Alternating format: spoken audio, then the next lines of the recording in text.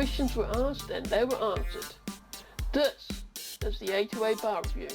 We discussed the 1990s and California Dreams, an American television sitcom that aired between 1992 and 1996, and the cultural impact that the show had on its fans.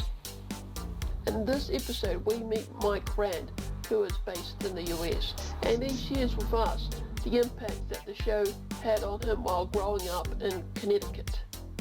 So go pour yourself a soda pop from the kitchen bar, come back here and let us review California Dreams from the perspective of a fan in the US.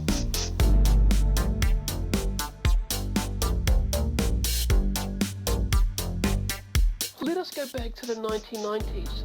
Where in the US were you living, and can you describe your environment and life back then? Yeah, so I was in Connecticut in the 90s, and it was actually during my high school years. So I was in high school while California Dreams was on.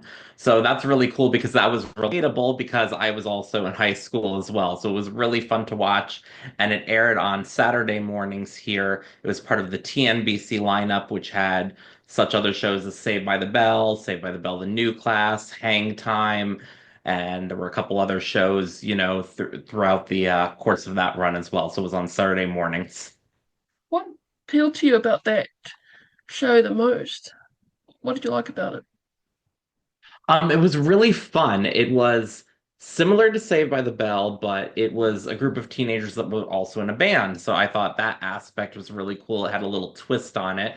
So you just see a group of friends hanging out over there and, sometimes at Sharky's, just like how Saved by the Bell had the Max. So it was a very similar type show with a different group of characters and then the sing aspect to it, having the music videos and having a song in each episode. That's what made it really cool as well. I read on your bio you were a big fan of John Ritter, and you were into theatre.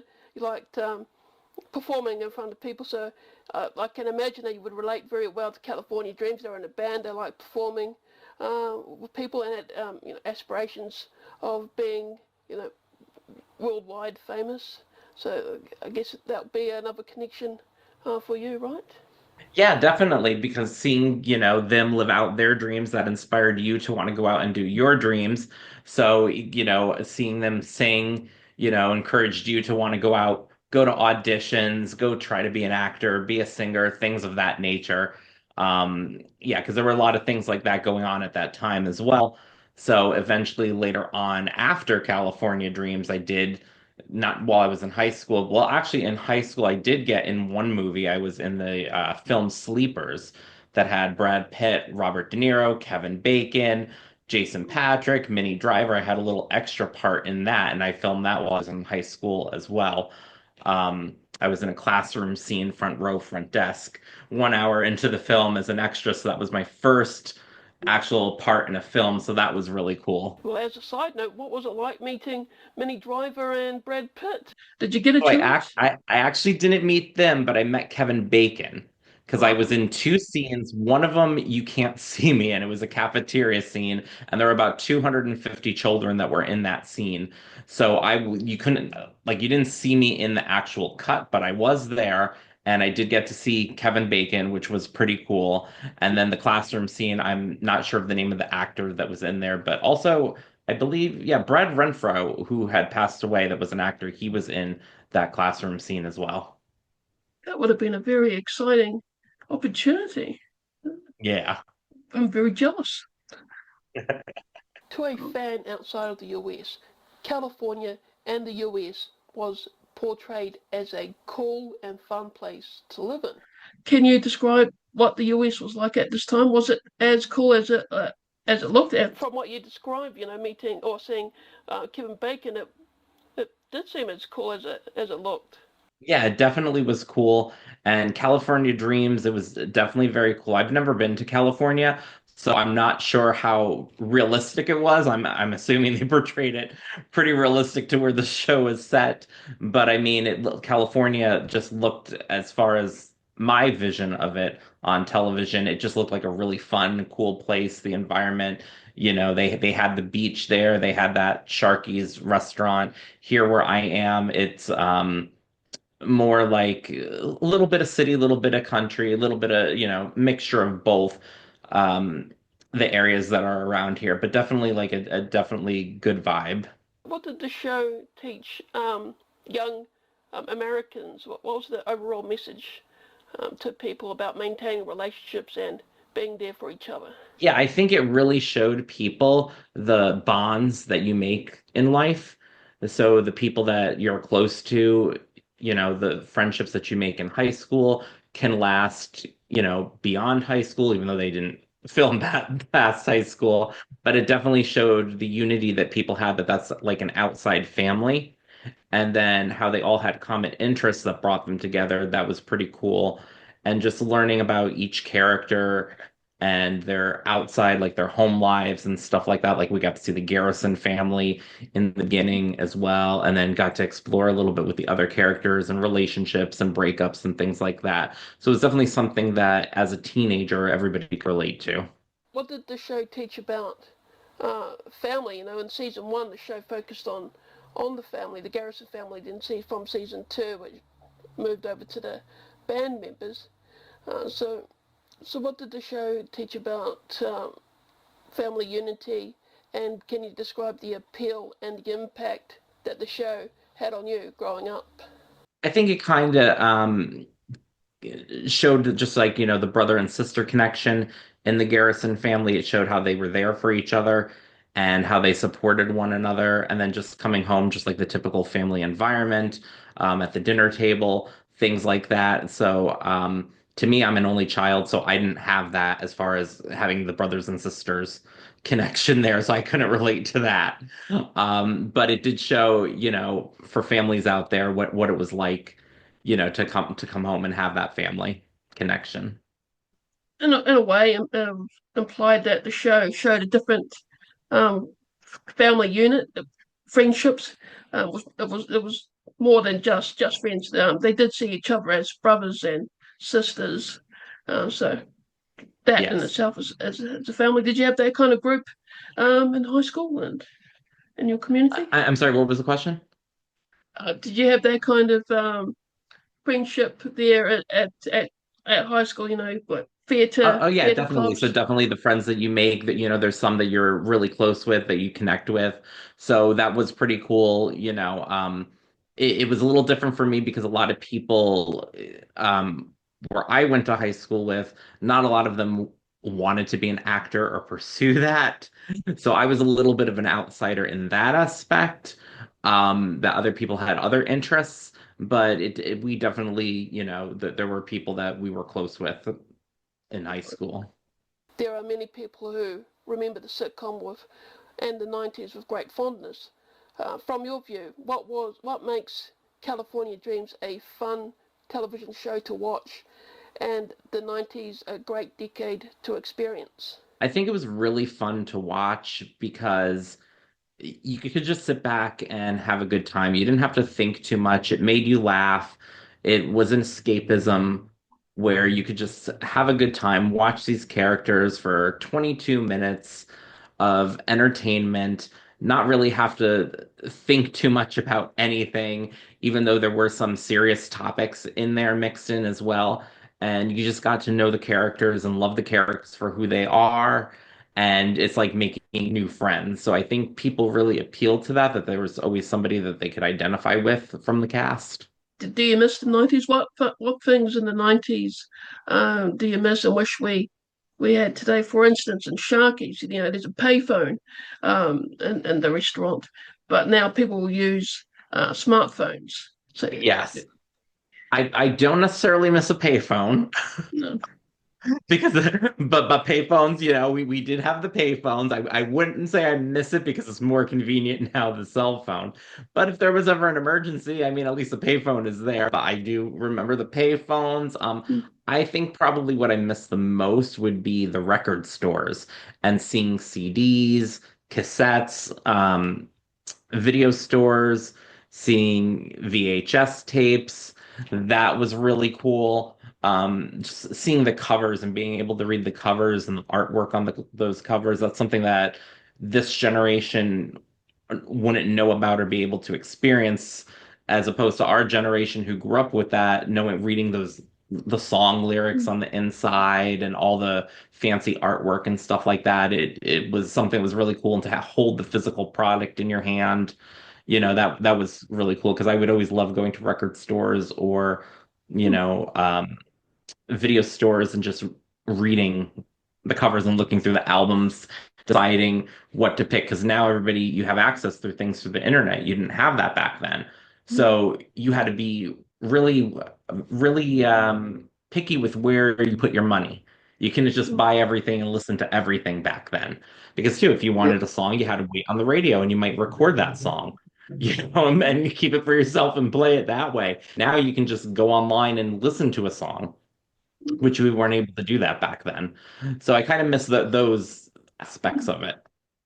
Yeah, I was talking to my father last night for MS Teams, and he was telling me, oh, I'll just watch Matlock on the streaming service later on. And I was saying, it's great how we've progressed from VHS tapes to now. Because imagine if we were still using VHS to record shows, we'd have a few garages full of all these tapes. So Yes, progress is good. yeah, they do break unfortunately over time too, because I had some VHS tapes that I put in recently that I just wanted to see, and unfortunately the tapes broke, and I was like, uh-oh, that's footage I'll never have again, you know? So I did convert a lot of tapes over, but some of them I hadn't converted, and I had lost all that footage, unfortunately. It's also really interesting watching California Dreams, seeing how computers used to look. And there was an episode in a record store, and it was cassette tapes. So it was really cool to see that again. And also in the final episode, Sly, played by Michael Caine, used a cell phone, and it was quite a big thing compared to today's cell phones. Yes, it's definitely more convenient the size of the cell phone now than when it was back then. And same thing with laptops. I mean, everybody had big desktops back then. You wouldn't even really think of many people having a laptop, and now everybody has laptops as opposed to the desktops. And they were big. They were like huge monitors at the Yeah, time as well, not like flat yeah. screens. And the show also reminded me, of how people used to talk to each other. They really talked to each other. They weren't sending text messages or just uh, instant messages on Instagram and stuff. It was real conversations, and people spent real time getting to know each other. Yeah, and I That's think a that's one thing that sadly has been lost in all this technology communication advancement is, a lot of people, they don't talk on the phone anymore, and they don't hear the voice of someone else, which is very important, and to make those face-to-face connections that is all sending quick messages. But there's something to be said about having that human connection, which is what, we're humans. We need that connection to talk to another human being, not just sit there and typing things all day.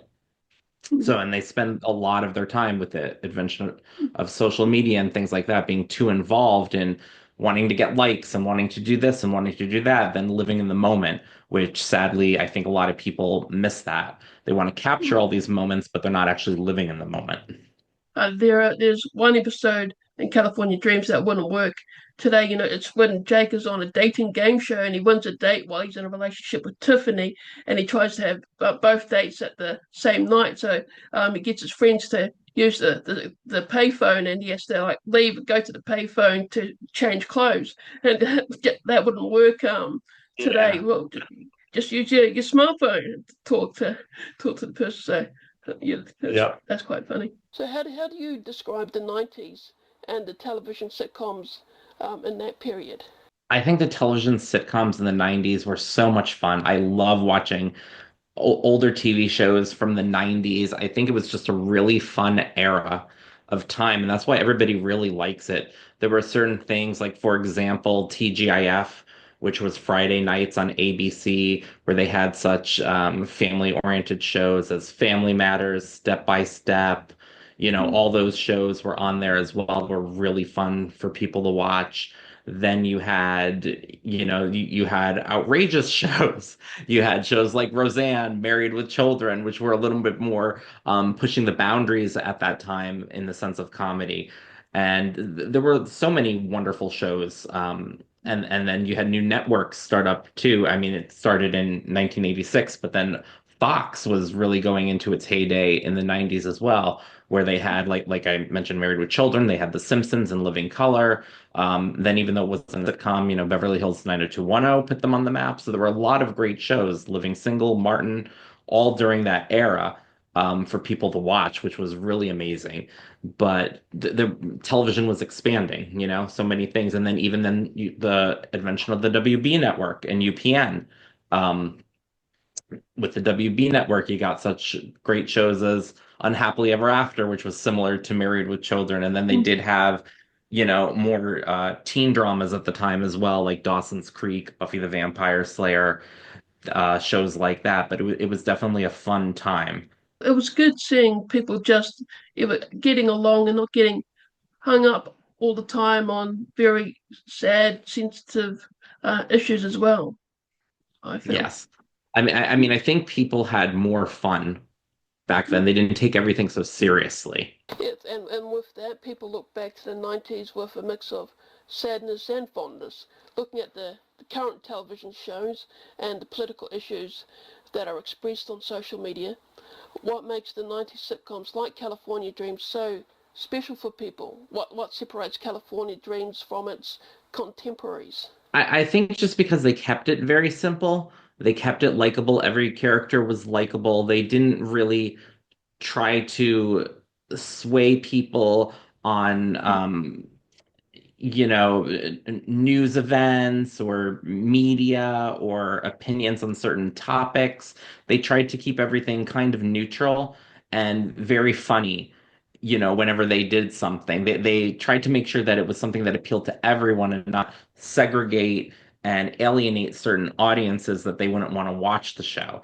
And I thought that was really cool because that is what you want to do. You want to bring people together. You don't want to tear them apart and make things divisive. So I think that was really cool about California Dreams is that no matter who you are, funny is funny, and people would want to watch that no matter what.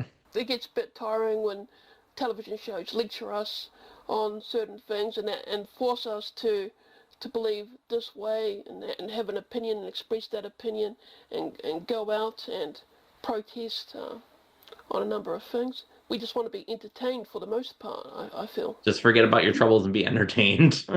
Saw in a lot of your interviews where J. Anthony Frankie and Aaron Jackson said, when fans watch us, they reach out to us. They say we've been going through all these terrible things in our lives, and we watch your show, and it helps us get through those and helps us to relax and just to forget about the real world for a few minutes.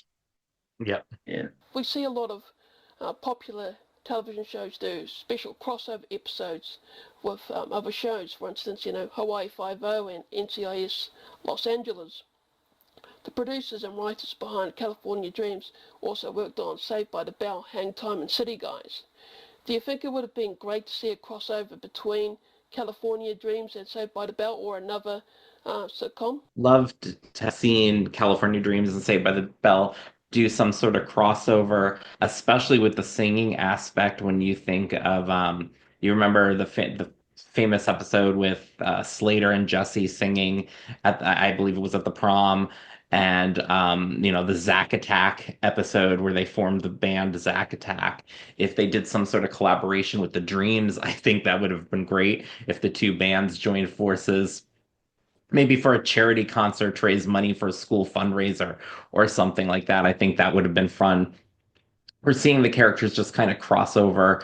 Maybe somebody is, maybe you could have Tiffany friends with Kelly over on Saved by the Bell, and they could visit each other at school, or you could have Jake Summers, friends with AC Slater, something like that, and have them cross over. That would have been cool to have seen. Or maybe Sly and Zach scheming Mm. together. That would have been a good combination Yeah, that too. would yeah, that would have been a great one. I'm certain that a few, background characters were modeled after Zach with the hairstyle and the clothes.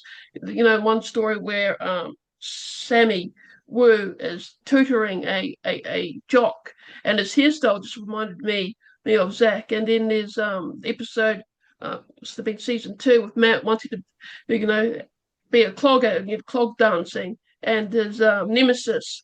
He just reminded me of a young Zach Morris with the hairstyle and the way he dressed. So, it would have been cool to see that. But Yes. when Diana, who played Diana Yoruba, who played Lorena, when she did her background, her family history, she might have spoiled it by saying that, we're also related to Mario Lopez, who played AC Slater. So uh, maybe it wouldn't have worked because she name dropped the actor who played Slater. So what did these shows in the 90s get right with their messages and themes compared with, television shows made in this decade? I think it was really cool that even though back then some people they used to have the very special episodes, and a lot of people made fun of it back then, but I always loved watching those very special episodes because it definitely taught you something. They had California Dreams had special episodes, whether it was about gang violence, whether it was about pill addiction, steroid usage, things like that. They always had something that was really cool that you could take away and learn from the episode. So I always loved when they did special episodes and things like that because it taught you something. And especially as a teenager, you want to be geared and steered the right direction. So they would teach you the difference between right and wrong. So I thought that was really cool because especially there could be somebody watching the show that doesn't have a strong family unit or somebody to talk to, and they got to learn from watching that episode. It was hard work being a fan of television shows in the 90s where we had to write real letters and spend real money to, buy the envelope and then post it to the celebrity. And today fans just use Instagram to connect with their favorite actors. So for you, what was the most exciting part of being a fan? Well, I think that it definitely was harder to get in touch with somebody back then. So it was real exciting when you would write a fan letter and finding out where, the address was that you could write that fan letter and actually getting a response back in the mail. I know I did for a few shows. I remember back in the day, I wrote some of the cast members of, I remember Beverly Hills 90210 and Melrose Place were a few of them. I didn't have the info at the time for Saved by the Bell and California Dreams. Otherwise, I would have written them. But one of the individuals was Tiffany Amber Thiessen, who was on Saved by the Bell, and I got an autograph picture back from her. And then some of the other people from 90210 Melrose Place. And when I met Tiffany, I mentioned that to her, and she goes, "You didn't write me when I was on Saved by the Bell?" I was like, "I didn't know the address at the time." So that was pretty cool. But yeah, I mean, sometimes you didn't know if we are going to get an actual response or not, or if it was going to be a publicist maybe that sent you something, or you just don't get anything at all. But I thought that was really cool, when you would get an autograph picture back. And if they personalized it, just like I do remember Brooke Langton from Melrose Place, who then she was on the net, and she wrote me a nice little note on my picture as well. And there were a whole bunch of other people that did that as well, but I still have those pictures to this day, and I have them saved. And now, I mean, now it is somewhat easier to meet people, like you said, with Instagram and with the other social media platforms, as well as going to Comic Cons as well and celebrity meet and greets. They did have them back then, but it wasn't so many that I remember. I know they did do like mall tours. Like I know Saved by the Bell did a mall tour. California Dreams did not in my area, but I do remember Saved by the Bell in my area coming to town. And unfortunately, I wasn't able to go to that one. But I do remember that once in a while at the local malls, celebrities would show up for meet and greets, and you'd wait in line and get pictures with them or get an autograph picture with of them. Yeah, certainly. Now it doesn't feel so personalized. When a favorite star puts an image on Instagram, it's not to a particular person; it's to everyone in their fan base. Back then, I probably wrote to 3 people step by step, and Jean-Claude Van Damme and Jackie Chan, and they would send photos back. So it was probably from their publicist, but someone addressed it to me, so it was personal. So that felt good. So in the 90s, how did you show your how did you show your appreciation for a celebrity or television show? Like, did you you said that you sent letters to some? Did you like keep a scrapbook and join a fan club and things like that? I don't think I had any specific fan clubs that I joined back then, but I definitely did save, any autographs or any pictures that I got. I didn't get many people that I did get to meet from back then, but I did write those fan letters and did get some autographed pictures in the mail, which I did save. So that's really kind of what I have saved from that era. And then I would, at the time, record TV shows that I liked that maybe didn't make it to syndication at that time and kept them on VHS tapes and would watch those episodes over and over that way because I was like, oh, the show, if it got canceled or something, I'll never see it again.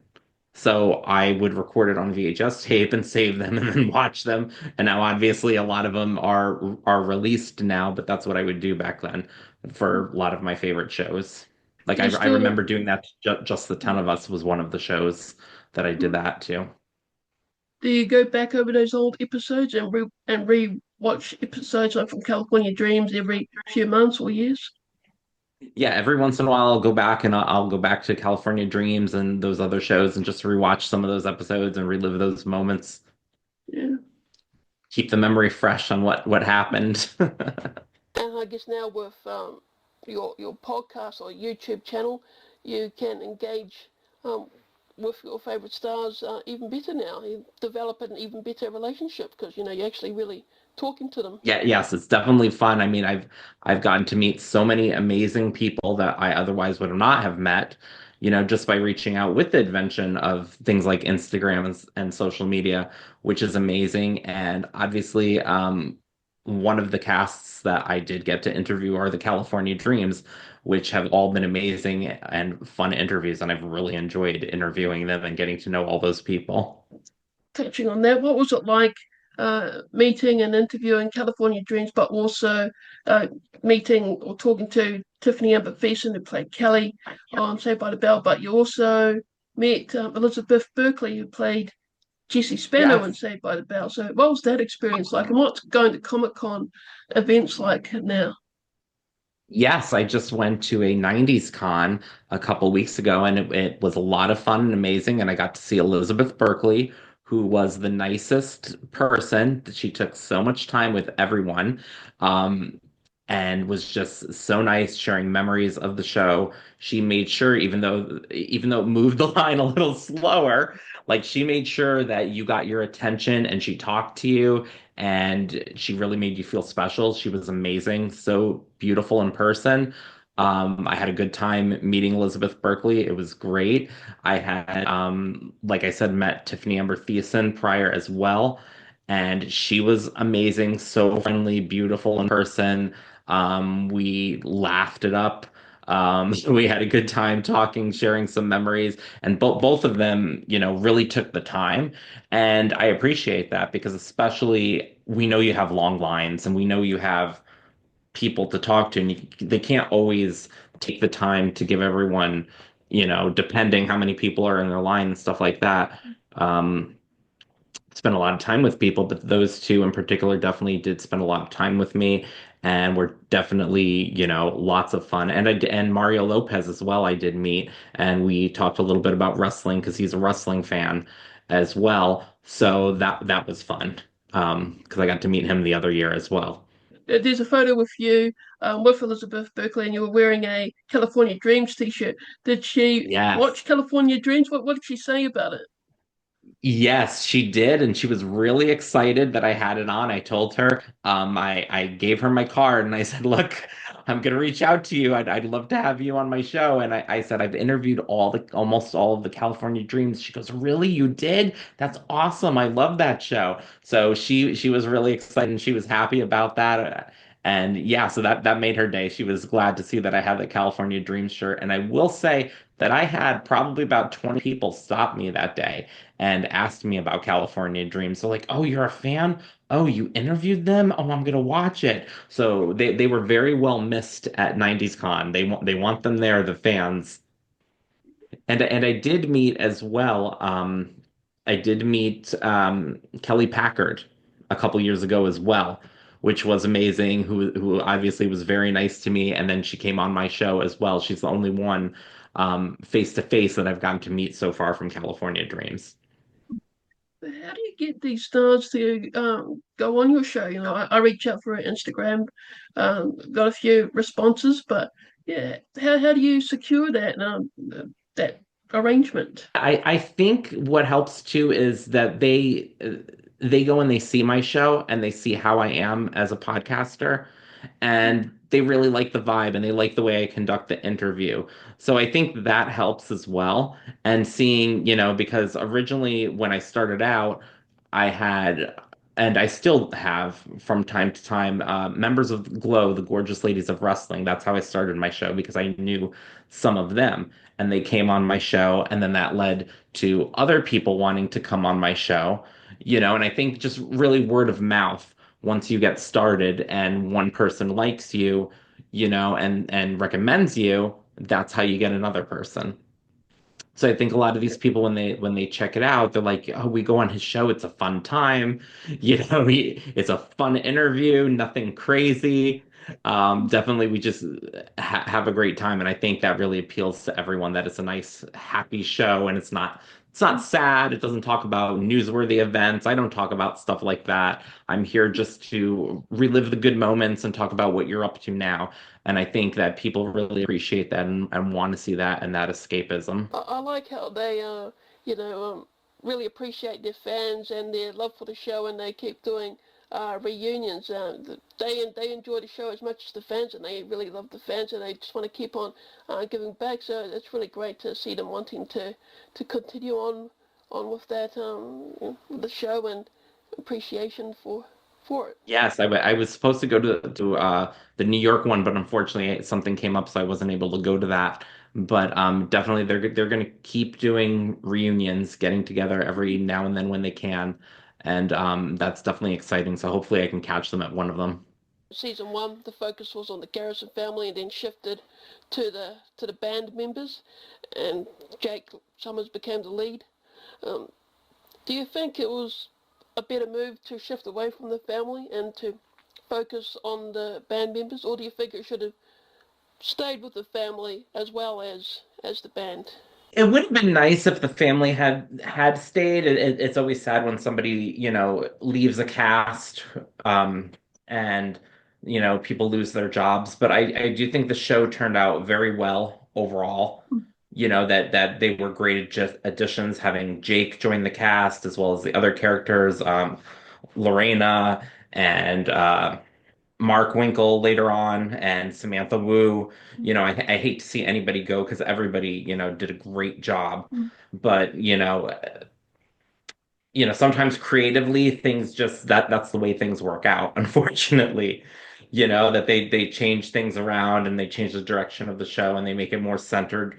They wanted it, I guess, more centered around the teens and not really the family aspect. I do miss the music videos that we were Yes. treated to in season one, and I miss the singing voice of Heidi Lenhart, who played Jenny Garrison. She was great. Jenny Kwan, who played Samantha, was also very good, but it would have been great to have them all there.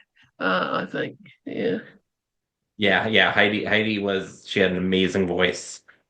And the music videos too. And I think maybe I don't know because I wasn't there, I can't say, but maybe the production value, maybe it was a lot too costly to sit there and constantly do music videos and edit it. I mean, that could be a possibility, even though they were really nice to have in the show. I did like that aspect. Who was your favorite singer in the band? Brentley Gore, singing the theme song. I mean, it's kind of iconic, that theme song. So I do think when you hear him, you immediately think of California Dreams. So I think, that he did a really good job and all of them really did a great job. Do you have a favorite song?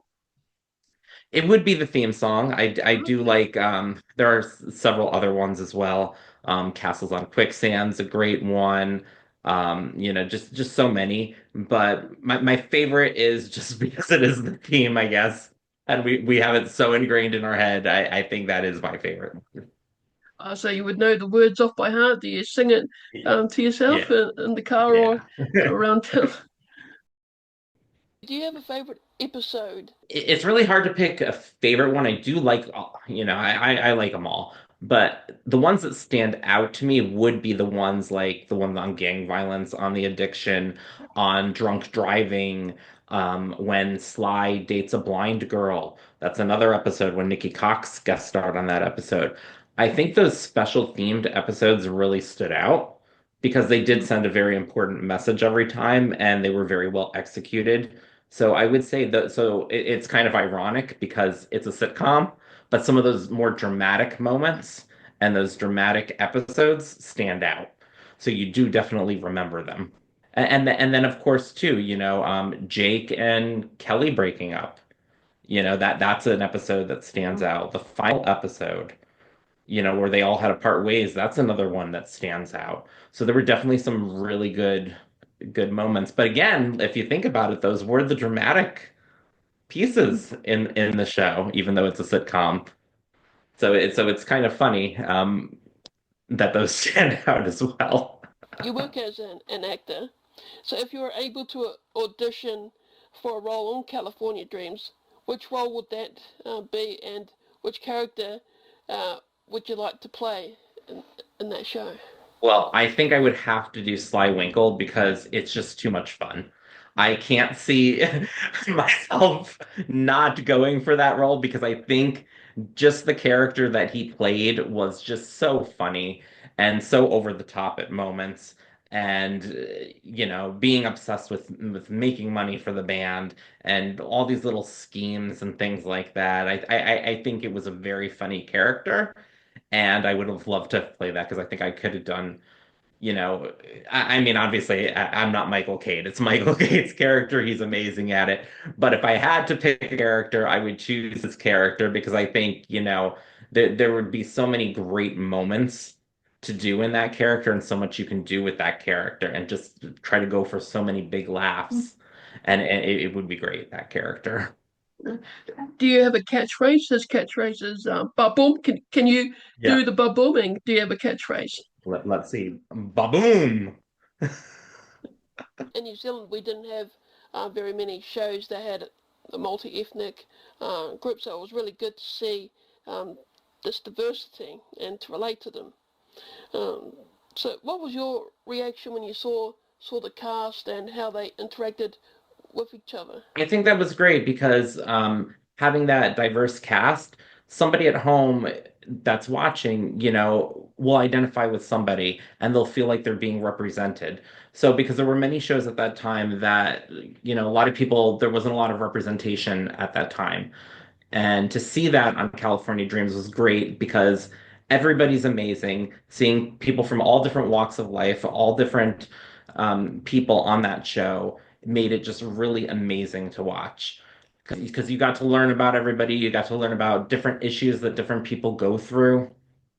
So, and it's more realistic that way. I remember one podcast, a different podcast, where Jenny Kwan was interviewed, and the interviewer said, because he was Filipino, he said that it was good to see an Asian person on screen representing his sort of background, and so he really liked that. At that time, there weren't too many leading Asian stars on television.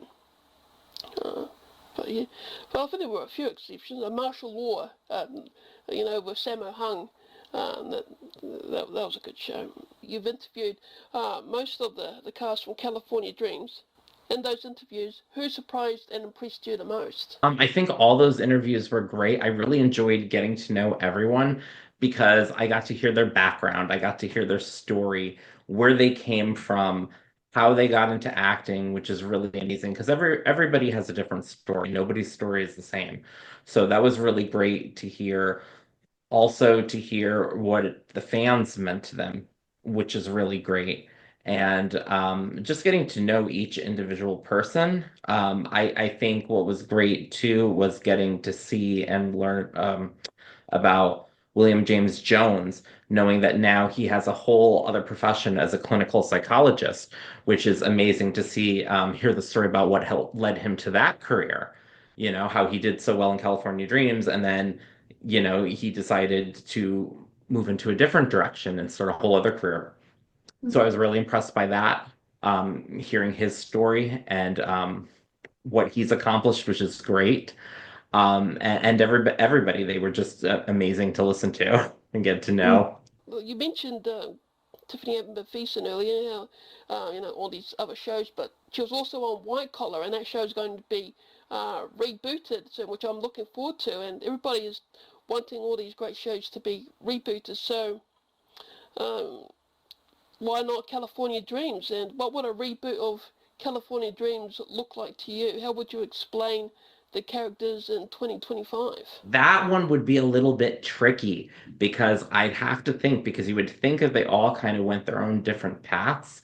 So it would have to be a really well-crafted script to find a way that they kind of all came back together and reformed the band, because I mean, you'd want to see the band back together. So I really don't know how they would do it. I would think, gosh, it would have to be really clever, and I can see Jake still, you know, pursuing music, and you can say that Matt's character was still pursuing music. Maybe somehow the two of them ran in together, like at a concert or something, decided to do a gig together, and they say, "Hey, let's bring back the old band." So then maybe they reach out to the girls and reach out to Tony, and try and Mark and everybody, and try to get this together. So that is a possible scenario that they could try to do that. Maybe we can make it where everyone's not doing so well in their careers at the moment, that they want to actually change careers and pursue music. So that's a way to do it. And then maybe we can find out that Sly and Lorena got married. They're both managers of maybe musicians, something like that, and that could help bring them all together. I like what J. Anthony Frankie said on your podcast, how he would see Jake like Dave Grohl doing philanthropy work. I could see Jake Summers more in that sort of stage in his life, like where Bono from U2 and Dave Grohl from Foo Fighters are at. So yeah, I could see him there. But and I also agree with what you said about where would they be now. Maybe it didn't go to plan, and so they're doing all these other careers. That'd be a good storyline. So I'd also think that it'd probably move away from strictly comedy to comedy drama, maybe like Bel Air, the reboot of Fresh Prince. Yes, they could Yeah. do it that way as well. Okay, are you ready for the California Dreams pop quiz? Okay. What is the name of the record producer who signs Jake Summers? I can't remember. I don't know. You want me to tell you? Yeah, tell me. The name of the record producer that signs Jake Summers was Brett Dewey. Yes. That's right. Yep. Matt and Jenny had booked their first gig.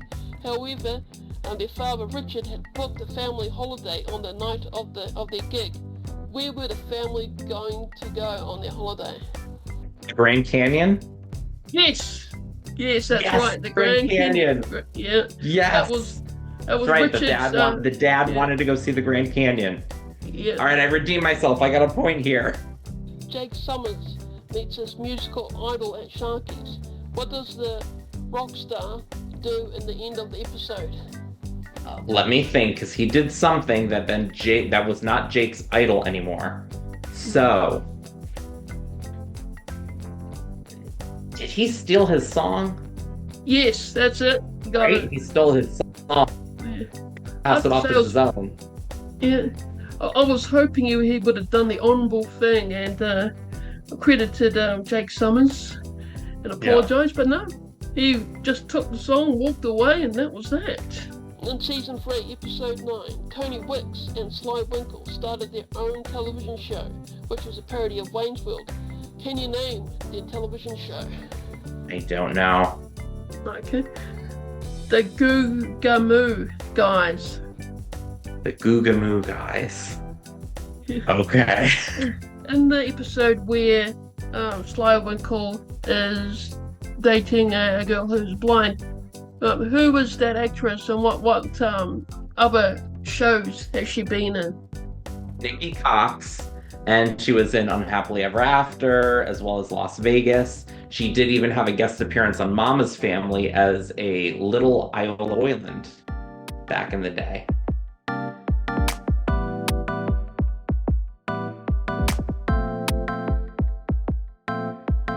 Let us conclude this interview with a game, This or That, the Battle of the Coasts.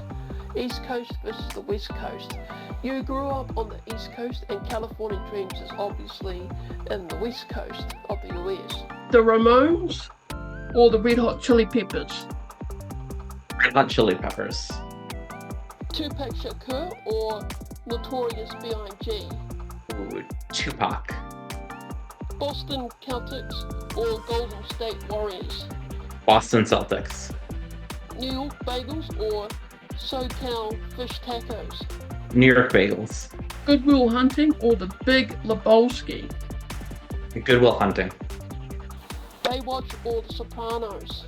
Okay, I know Kelly Packard was on Baywatch, and I did love Baywatch, but I'm going to say The Sopranos because I was on The Sopranos. I was in an episode of The Sopranos in season 1 in the girls soccer scene. I was an extra in the background, so I'm gonna have to give the edge to myself.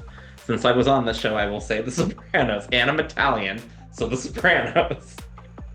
That's great. What was that experience like? What was the storyline on that episode? You know, it's really funny because I never saw myself till recently on The Sopranos. Because I actually never watched The Sopranos. Everyone's going to kill me because I should have seen The Sopranos and I didn't because I didn't have HBO at the time. So I never went back and saw The Sopranos. I didn't even know what it was and it was a funny audition story too because I literally walked into the casting office back then and gave him my headshot and said, I'm looking for work. And they looked at my headshot and they go, he would be perfect for The Sopranos. And it was this new show that was just coming out. And then they cast me to be an extra on The Sopranos. And that's how I got into The Sopranos. Gosh, you've had a fascinating career in life. That's really cool. Boston Legal or LA Law? I'm going to say LA Law.